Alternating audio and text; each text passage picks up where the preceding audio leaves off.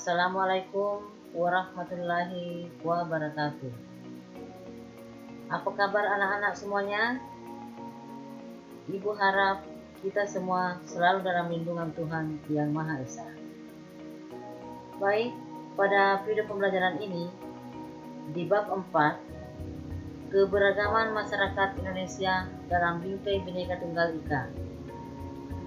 Baiklah, kita akan bahas materi tentang permasalahan keberagaman dalam masyarakat Indonesia. 1. Bentuk keberagaman masyarakat Indonesia. Kekayaan bangsa Indonesia akan keberagaman merupakan suatu hal yang harus dijadikan sebagai dorongan bagi masyarakat untuk mengenal dan memahami setiap keberagaman yang ada di masyarakat Indonesia, agar keberagaman yang dimiliki menjadi sebuah kekuatan sehingga bangsa Indonesia dapat lebih maju dan lebih bermartabat. Keberagaman masyarakat Indonesia meliputi suku bangsa, agama, budaya, adat istiadat, bahasa daerah, pandangan politik, dan golongan. A. Suku bangsa. Suku-suku bangsa yang tersebar di Indonesia merupakan warisan sejarah bangsa.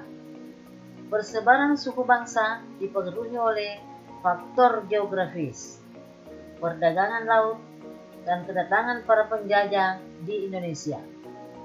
Persebaran yang luas menjadikan suku bangsa Indonesia memiliki ciri dan karakter tersendiri yang berbeda antara satu suku bangsa yang satu dengan yang lainnya. Walaupun memiliki suku bangsa yang beraneka ragam, kita tetap satu bangsa, tanah air, dan bahasa, yaitu Indonesia. Untuk itu, kita harus menyadari bahwa keberagaman itu merupakan kekayaan yang tak ternilai harganya dan harus dapat dijadikan sebagai kekuatan yang mampu mempersatukan bangsa Indonesia. B. Adat istiadat. Adat merupakan peraturan tentang perbuatan manusia yang lazim dilakukan sejak zaman nenek moyang dan diikuti oleh keturunannya.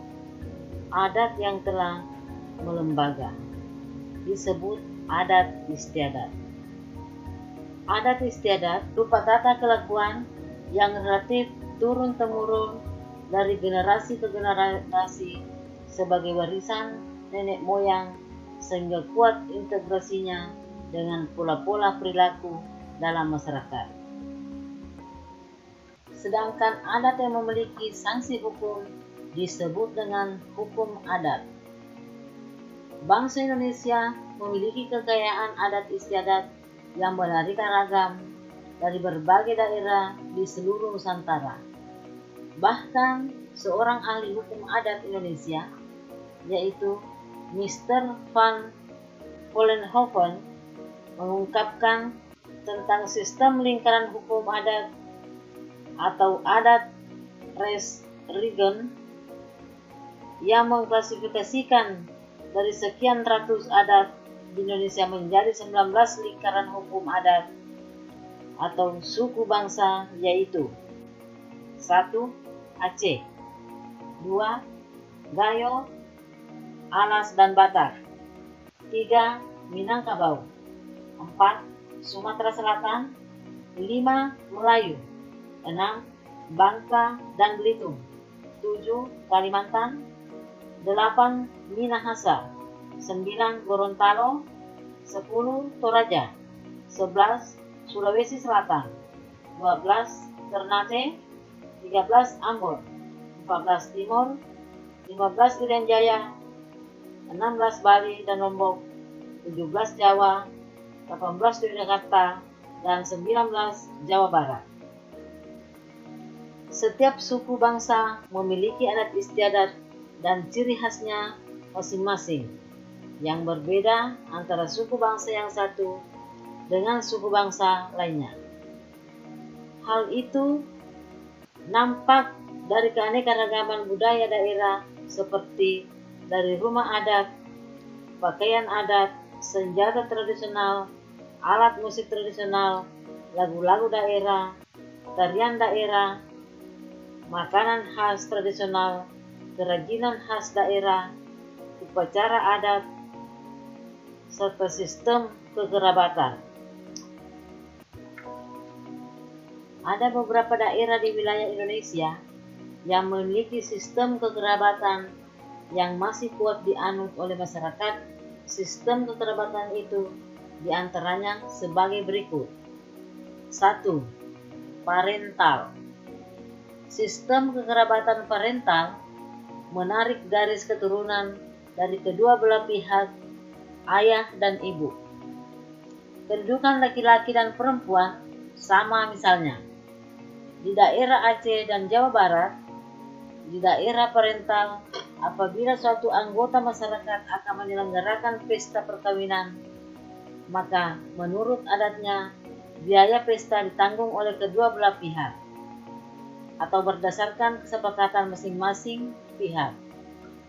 Di Jawa Barat, misalnya, dengan adat Sunda, biasanya pihak laki-laki mengeluarkan biaya untuk membawa barang, seserahan, serta memberikan bantuan dana untuk penyelenggaraan pesta kepada pihak perempuan.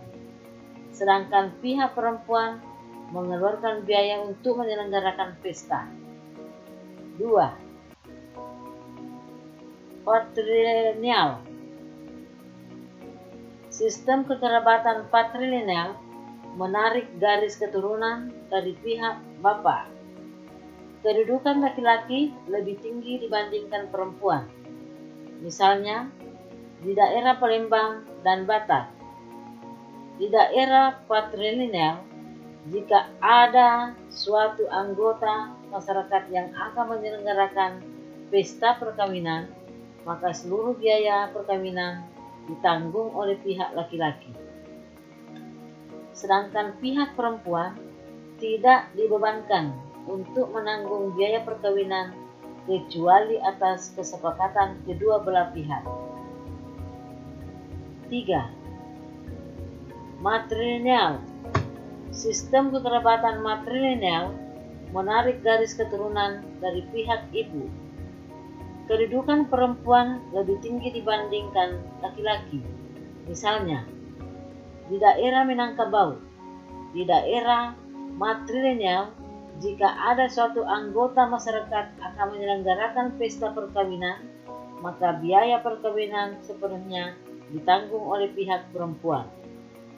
Dan pihak laki-laki tidak dibebankan untuk menanggung biaya perkawinan kecuali atas kesepakatan kedua belah pihak. C. Agama. Agama merupakan satu hal yang tidak terpisahkan dari kehidupan masyarakat Indonesia. Keanekaragaman suku bangsa, letak geografis, dan latar belakang sejarah merupakan faktor penyebab terjadinya keberagaman tersebut. Pemerintah menetapkan agama Islam, Kristen, Katolik, Hindu, Buddha, dan Konghucu sebagai agama resmi penduduk di Indonesia. Demikianlah penjelasan Ibu tentang bentuk keberagaman masyarakat Indonesia. Sampai jumpa di video pembelajaran berikutnya. Terima kasih. Wassalamualaikum warahmatullahi wabarakatuh.